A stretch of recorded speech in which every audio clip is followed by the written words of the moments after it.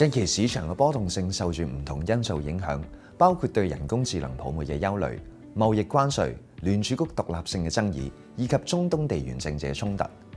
過往數據顯示，地緣政治為市場帶嚟短期性嘅波動，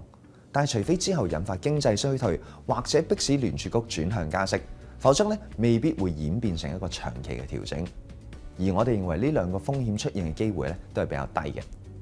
踏入第二季，為咗有效去應對咗呢個瞬息萬變嘅環境，未來我哋會繼續以多元資產嘅策略作為核心嘅配置。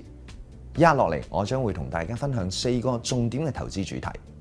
雖然近期科技股有調整壓力，但係科技嘅板塊企業盈利增長依然強勁，領先其他行業。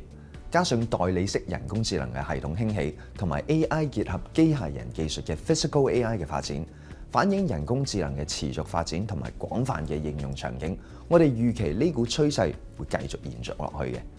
人工智能背後嘅資本開支仍然強勁啦，會繼續推動到各行各業唔同地區嘅盈利增長同效率提升。而周期性嘅板塊方面，受惠於再工業化、AI 基建需求同埋財政嘅支持，工業板塊機遇擴闊，亦會對基建相關材料行業帶嚟正面溢出效應。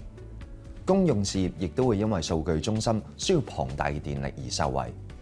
整體股票配置方面，我哋睇好環球嘅股票行業，包括資訊科技、通訊服務、金融、工業、材料同埋公用事業呢6個板塊嘅。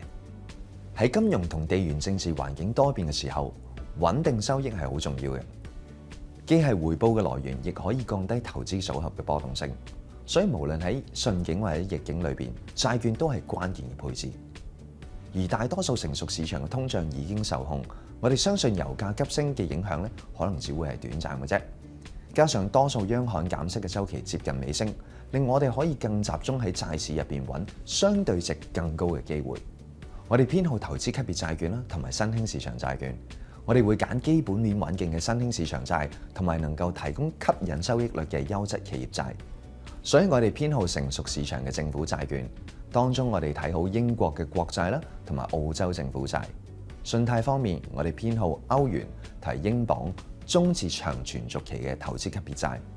同埋繼續睇好中等存續期嘅美元優質嘅債券。另外，新興市場嘅本幣主權債，因為佢風險資產相關性比較低，亦都有助分散風險。近期市場嘅波動性加劇，投資者需要更可持續嘅方法喺市場上落之中保持穩定，同時唔會錯過更廣泛嘅機遇。所以我哋唔會淨係靠股票同埋債券，而係推動跨資產、跨行業、跨市場、跨貨幣嘅多元資產配置。當中加入黃金同埋另類資產，可以提升分散嘅效果，因為佢哋同傳統嘅資產嘅相關性比較低。喺地緣政治不確定性同埋各國央行需求嘅支持底下，我哋預期黃金嘅價格喺上半年仍然有機會維持喺高位。同時，美國財赤嘅水平上升同埋政策嘅轉變，可能令資金持續分散到美國以外，而美元嘅走勢依然波動。一個環球嘅多元化資產組合可以涉足多種嘅貨幣，去減低過度集中嘅風險。地域配置方面，我哋繼續睇好美國市場，同時逐步增加亞洲市場嘅比重。亞洲具備好好嘅條件，盈利增長速度最快啦，內需強勁，科技同埋創新政策支持，估值亦相對吸引。區內亦都有唔少 AI 同科技龍頭、半導體製造商、電商嘅巨頭。喺全球 AI 趨勢持續，加上政府嘅政策同財政嘅支出推動底下，增長有加速嘅跡象。中國內地喺 AI 競爭中具領導嘅地位，並喺15+5規劃將創新列為關鍵嘅增長動力。香港併購嘅活動回暖，滬深港通亦都見到強勁嘅南向資金流入。日本同埋南韓推動企業管治嘅改革，有助提升股息嘅分派同埋股份嘅回購。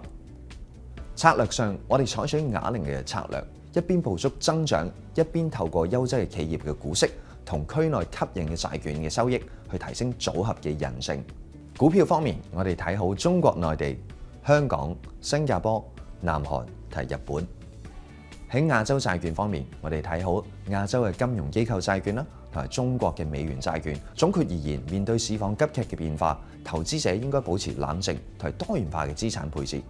同埋透過我哋提供嘅4大投資主題去捕捉週期性同埋結構性嘅機遇，同時咧亦都可以有助應對市場上唔同嘅風險。如果想了解更加多匯豐投資分析同埋觀點，可以瀏覽匯豐官方網站裏邊嘅財富軟件，又或者透過客戶經理去了解更加詳盡嘅資訊。